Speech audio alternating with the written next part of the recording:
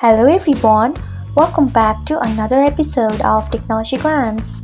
Today in this video, I'm going to guide you through how you can disable notification of conversational notes on Tumblr. So let's get started. Pause the open Tumblr app in your device. Then tap on your profile icon if you haven't. Next tap on settings. After that, tap on account settings. Then tap on notifications. Next, you can see the option of conversational notes. Turn off it by tapping on it.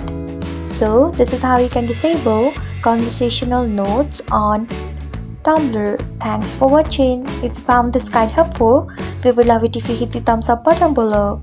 We upload great new tech tutorials like this one every day. So, do not forget to subscribe to our channel and hit the bell icon so that you'll never miss another update.